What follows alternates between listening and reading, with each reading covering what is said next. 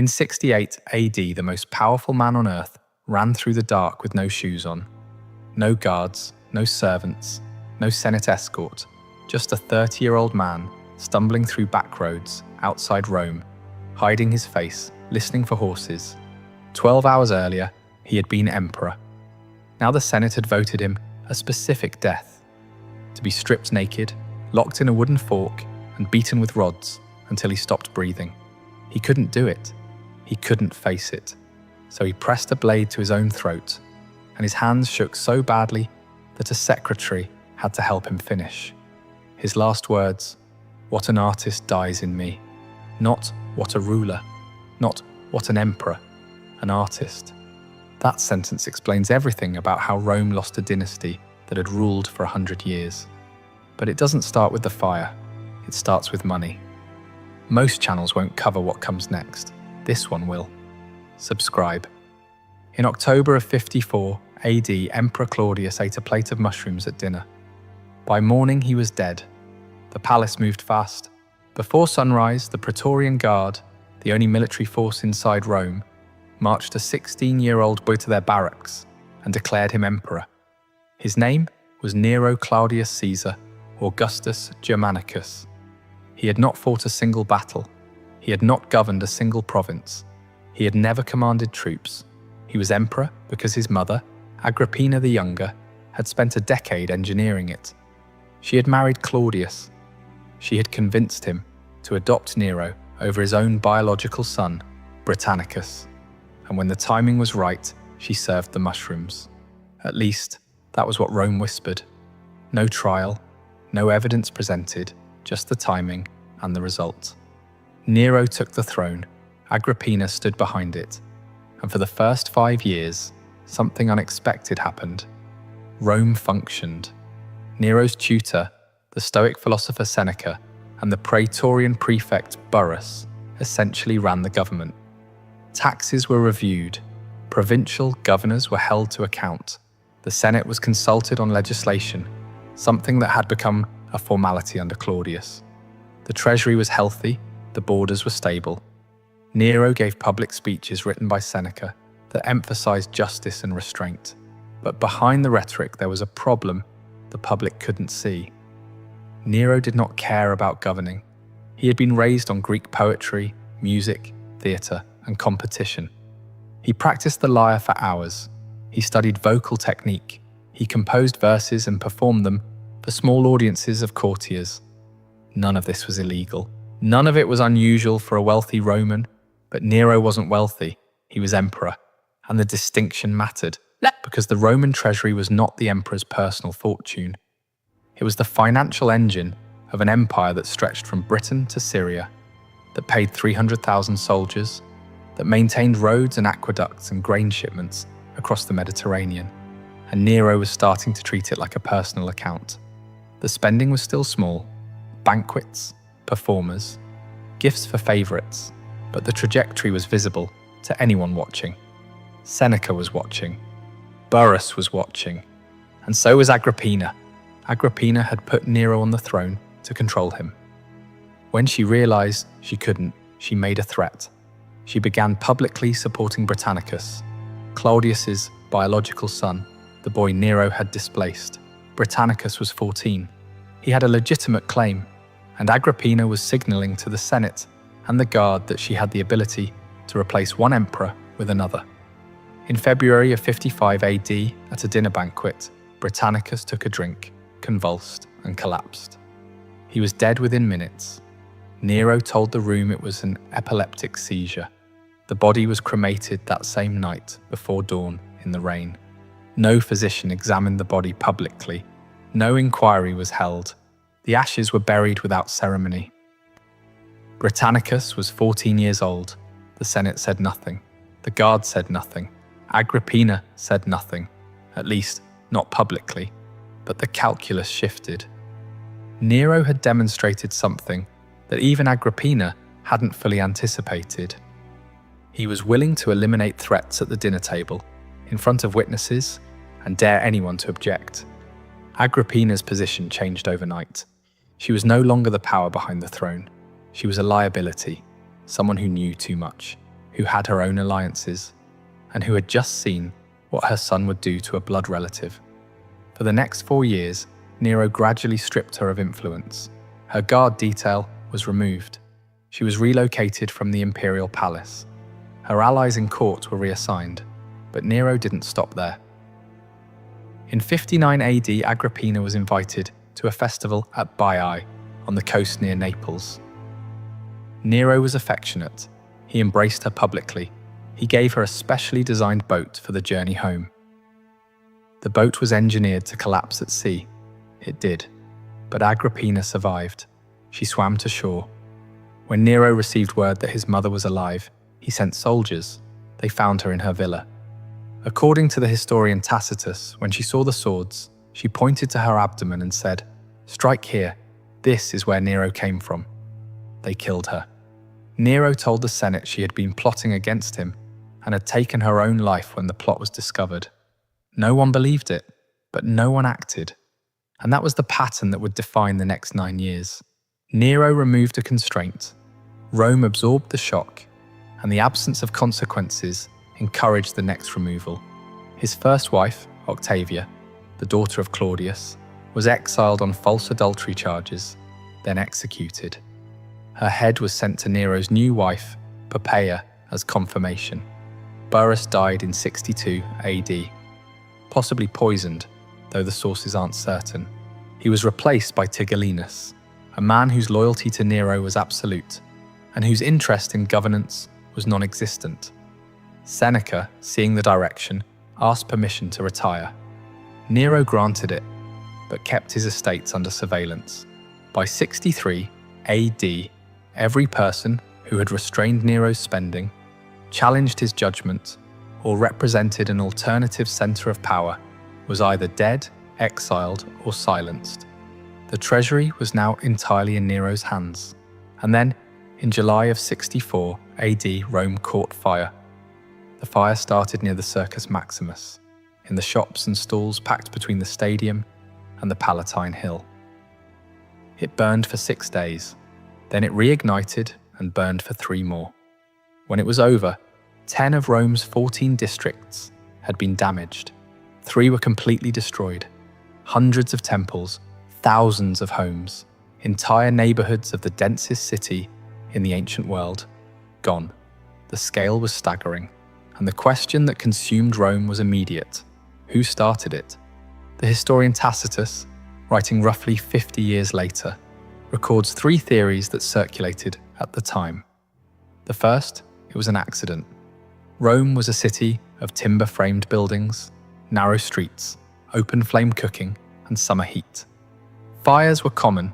A fire of this scale was unusual, but not impossible. The second, Nero ordered it. He wanted to clear land for a massive building project and used the fire as cover. This was the version that stuck in popular memory. The third, Nero didn't order it, but he did nothing to stop it, and may have interfered with firefighting efforts, because the destruction served his plans. The sources disagree. Tacitus himself doesn't commit to a single version, but here's what matters more than who started the fire: what happened in the weeks after it. Nero did, in fact, open his palaces and gardens to refugees. He organized grain distribution. He reduced the price of corn. He implemented new building codes, wider streets, fire-resistant materials, mandatory courtyards. These were real measures. They addressed real problems, and they were completely overshadowed by what came next. First, the blame. Nero selected a target: the Christians. At the time, Christians were a small, marginal sect in Rome, distinct from the Jewish community, but poorly understood by the general population. They were outsiders. They had no political patrons. They were easy to isolate. Nero arrested members of the community. Trials were held, though the standards of evidence were unclear. Convictions followed quickly. Then came the punishments. According to Tacitus, some were wrapped in animal skins and torn apart by dogs. Others were crucified. Others were coated in pitch and set on fire as human torches to light Nero's gardens at night.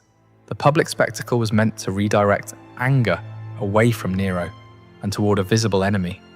It worked, partially.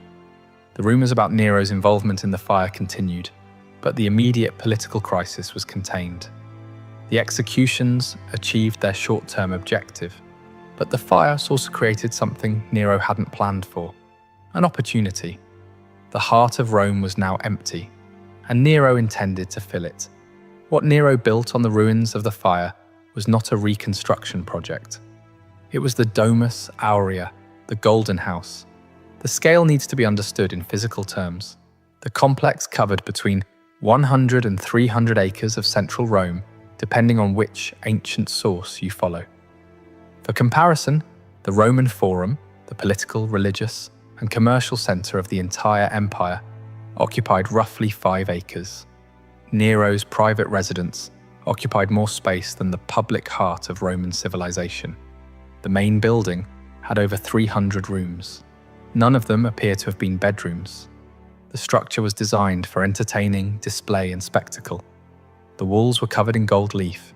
Ceilings were fitted with panels of ivory that could slide open to shower guests with flowers and perfume.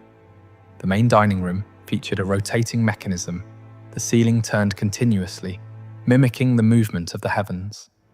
An artificial lake was constructed in the valley where the Colosseum would later stand. Vineyards and pastures were laid out around it, creating the illusion of countryside inside the city. At the entrance stood a bronze statue of Nero, over 100 feet tall, modelled on the Colossus of Rhodes. When the palace was completed, Nero reportedly said, "At last I can begin to live like a human being." That sentence landed in Rome like a detonation, because the city was still rebuilding. Thousands were still homeless. Entire districts were still rubble. And the emperor had just taken the most valuable land in the centre of the capital, land that had held temples, public buildings, and private homes, and turned it into a personal estate. He hadn't rebuilt Rome. He had replaced it with himself. But buildings, no matter how offensive, don't overthrow emperors. What came next did. The Domus Aurea was catastrophically expensive. The treasury was already strained from the fire relief efforts, from Nero's years of escalating spending, and from the ongoing military costs of maintaining an empire. And Nero needed more money, so he did 2 things. The first was visible. He began confiscating the estates of wealthy senators and equestrians. After the Pisonian conspiracy of 65 AD, a real but poorly organised plot to assassinate Nero, he used the investigation as pretext for mass seizures. Over a dozen senators were executed or forced to commit suicide. Their property was absorbed into the imperial treasury. Seneca was among them. His former tutor, the man who had written his speeches, shaped his early reign, and tried to moderate his excesses, was ordered to open his own veins. Seneca's wife tried to die with him. Nero's soldiers stopped her. The message to the Roman elite was received clearly. Wealth was no longer safe. Property was no longer secure.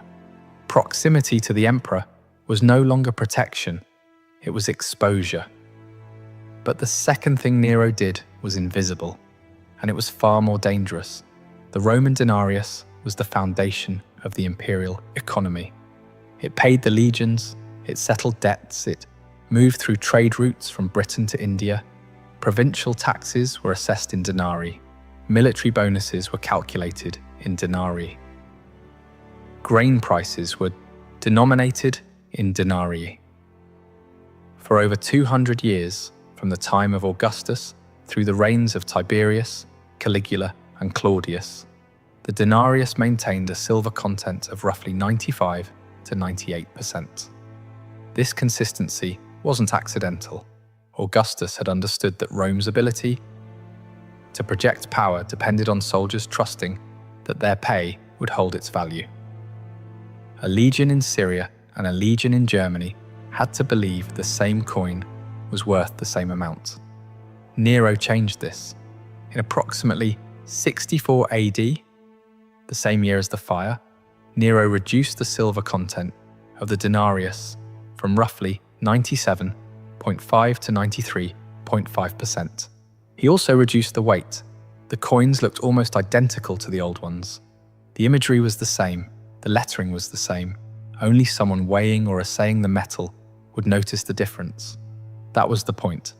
By reducing the silver content, Nero could produce more coins from the same amount of silver. More coins meant more spending capacity, without raising taxes, without conquering new territory, without increasing trade revenue. It was, in mechanical terms, the same principle behind printing money, and it worked immediately. The treasury had more liquidity. Building projects continued. The Domus Aurea moved toward completion. But the denarius didn't exist in isolation. It existed inside a network of trust. Merchants who accepted denarii in Rome also traded with merchants in Egypt, Greece, and the Parthian Empire. Those foreign merchants evaluated coins by weight and silver content, not by the face stamped on them. When the reduced denarii entered circulation, the exchange rate shifted. Roman coins were worth less in foreign markets. Imported goods became more expensive. The cost of luxury materials, the marble, the gold leaf, the ivory that Nero's building, projects demanded, went up. Inside the empire, the effects were slower but compounded over time. Prices rose. The purchasing power of savings declined. Anyone holding denarii, from soldiers to merchants to ordinary citizens, found that their money bought less each year. But the group that mattered most was the legions. Roman soldiers served for 20 to 25 years. Their pay was fixed by imperial decree. They received a set number of denarii per year, with bonuses for victories and a lump sum retirement payment. When the silver content dropped, their pay didn't change in nominal terms. They still received the same number of coins, but each coin contained less silver, which meant each coin purchased less grain, less wine, less equipment. Their wages had been cut. They just hadn't been told. And Roman soldiers were not unsophisticated about money. Many had been recruited from families with commercial backgrounds. They weighed coins. They noticed when the metal felt lighter, when the edges were slightly different, when prices at the camp market crept upward for no visible reason. The denarius debasement didn't cause an immediate mutiny. It didn't need to. What it did was erode the baseline assumption that the emperor's coin was trustworthy, and by extension, that the emperor himself was trustworthy. This erosion was slow. It was invisible on any given day, but it accumulated, and when the crisis came, it would determine which way the legions turned. By 67 AD, the Roman Empire was running on momentum. The treasury was depleted. The senatorial class had been hollowed out by executions and confiscations. Provincial governors were under pressure to increase tax revenue from populations that were already strained, and Nero was in Greece. He had left Rome to compete in the Olympic Games and tour the Greek festival circuit. He entered every competition: chariot racing, singing, acting, poetry. He won every one. He won because no judge was willing to score against the emperor. This wasn't unusual for Nero. He had performed publicly in Rome for years, but the Greek tour lasted over a year. During that time,